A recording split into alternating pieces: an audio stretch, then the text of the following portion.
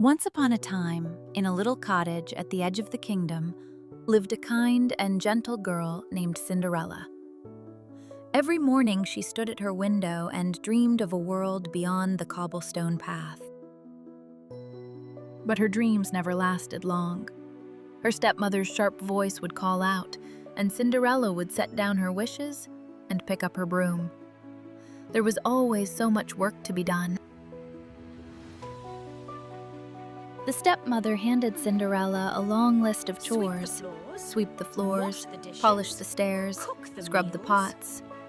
And while Cinderella worked, her stepsisters Bella and Rosa did nothing at all.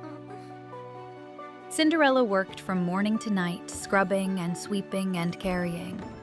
Bella and Rosa laughed in the background, not lifting a finger. But Cinderella never complained. She simply kept going. Then, one afternoon, a royal messenger arrived at the door. He carried a golden invitation sealed with the royal crest. Prince Arion was hosting a grand royal ball, and every young lady in the kingdom was invited. The royal messenger bowed politely, placed the golden invitation in the stepmother's hands, and stepped back through the doorway. The door closed behind him. The whole cottage went very, very quiet. Quietly, Cinderella walked back to her kitchen window, the same window where she had dreamed that very morning. She looked up at the first evening stars, and a single tear rolled down her cheek. "I wish," she whispered softly. "I just wish I could go too." And then a warm golden light began to glow behind her. Slowly, the kitchen filled with golden sparkles. And there, standing right in the kitchen, was someone very special.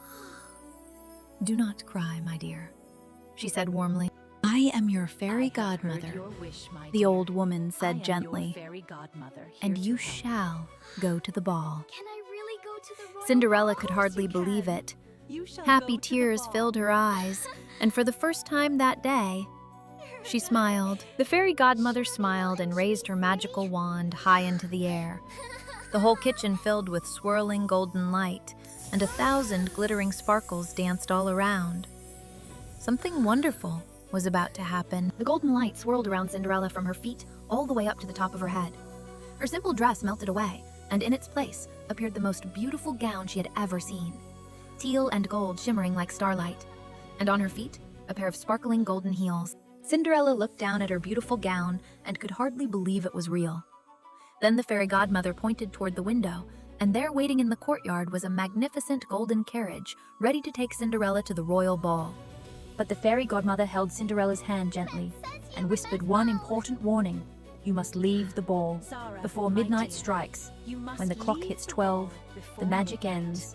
Cinderella nodded and placed her hand upon her heart, and then the door swung open.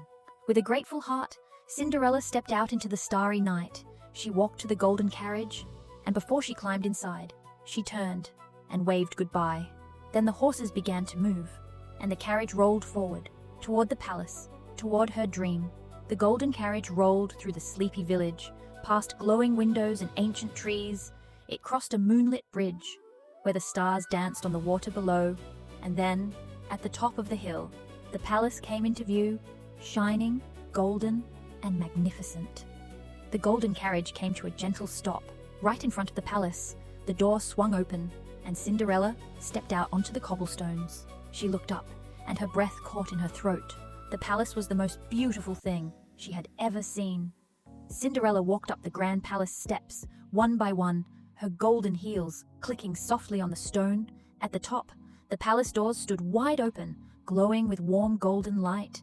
And when Cinderella stepped inside, she could not believe her eyes. It was magnificent. Cinderella walked into the ballroom, and the whole room seemed to glow a little brighter. She moved slowly through the crowd, taking in every sparkling detail. And then, across the dance floor, she saw him, Prince Arion, and for just one moment, their eyes met. Prince Arion excused himself and walked across the ballroom, straight towards Cinderella. He stopped in front of her and smiled the kindest smile she had ever seen. Then, he gave a gentle bow and held out his hand.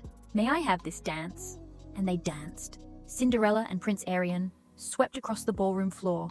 Like they had always known each other, Cinderella laughed, and Prince Arion laughed too, and in that moment, the whole world felt like magic. Cinderella and Prince Arion laughed and danced, completely lost in their own world. But from across the ballroom, Bella and Rosa spotted her. Their jaws dropped. They had no idea who she was. And the stepmother watched with narrow, suspicious eyes. But Cinderella did not notice a thing. But then, Cinderella glanced at the palace clock. It was nearly midnight. The fairy godmother's words came rushing back. "You must leave before midnight strikes." Cinderella's heart jumped. She had to go, right now. "I am so sorry," Cinderella whispered, pulling her hand gently away. "I have to go." Prince Arion reached after her, his eyes full of questions, but Cinderella could not stop. She turned and began to move across the ballroom, leaving Prince Arion standing alone. Cinderella ran through the ballroom, down the palace steps, as fast as her feet could carry her, but halfway down, her golden heel slipped right off her foot. She felt it go, but she could not stop, and there it lay, alone on the step, as the clock began to strike. Prince Arion rushed out, but Cinderella was already gone. He looked left, he looked right, and then he saw it. There on the step, sparkling in the night, was the golden heel. He picked it up gently and held it to the light. "I will find her." And then the last stroke of midnight rang out. The magic faded away. The gown, the tiara, the golden heels, all dissolved into the night. And there stood Cinderella, in her simple dress once more. She took a quiet breath and walked home alone. The very next morning, Prince Arion set out across the kingdom, carrying the golden heel. He asked every young lady to try it on, but no matter who tried, the heel fit no one, not a single person. The royal carriage stopped outside Cinderella's cottage. The stepmother pushed Bella forward immediately. Bella stretched out her foot hopefully, but when Prince Arion held the golden heel beside it, it was clear, far too small. It simply did not fit. Then the stepmother called Rosa forward. Rosa sat down, absolutely certain the heel would fit. She tried with all her might, but the tiny golden heel was nowhere near big enough. Rosa's mouth dropped open in shock. Excuse Is me, there anyone else who in the lives this house? who Prince has not yet Arion tried asked. the golden No, heel? snapped the stepmother, stepping forward to block the door. But then, from deep inside the cottage, came a small quiet sound, the gentle sound of someone sweeping. Prince Arion had already heard it. And then Cinderella appeared. Prince Arion looked at her, and his eyes went wide. He knew. He stepped forward and held out the golden heel. Prince Arion knelt before her and placed the golden heel beside her foot, and it fit perfectly. Cinderella's eyes filled with tears. He had found her. With a golden flash, the fairy godmother appeared and raised her wand once more. The golden gown bloomed back to life.